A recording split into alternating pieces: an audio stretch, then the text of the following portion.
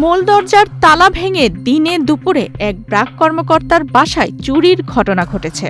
এ সময় দুর্বৃত্তরা দুটি ল্যাপটপ ও নগদ প্রায় ৩০,০০০ টাকা চুরি করে নিয়ে গেছে বলে অভিযোগ উঠেছে। ২৯ জুন সোমবার সকালে গোপালগঞ্জ শহরের পাচুরিয়া এলাকায় এই ঘটনা ঘটে। সিসিটিভি ফুটেজে দেখা যায় সকাল ১১টা ২৬ দুজন সন্দেহভাজন ব্যক্তি বাসাটিতে প্রবেশ করছে। এ সময় তাদের হাত খালি ছিল। একমাত্র স্মার্ট সিটি বসুন্ধরা, আধুনিকতায় এক ধাপ এগিয়ে। প্রায় ১০ মিনিট পর তারা পৃথকভাবে বের হয়ে যান। এ সময় দ্বিতীয় ব্যক্তির হাতে একটি ব্যাগ দেখা যায়। এই ঘটনায় গোপালগঞ্জ সদর থানায় লিখিত অভিযোগ দায়ের করেছেন ভুক্তভোগী। অভিযোগে বলা হয়, ব্র্যাকের রিজিওনাল ম্যানেজার মোহাম্মদ আব্দুর রহমান পরিবার নিয়ে পাচুরিয়া এলাকার একটি ভাড়া বাসায় থাকেন। ঘটনার সময় তিনি ও তার পরিবারের সদস্যরা বাইরে ছিলেন।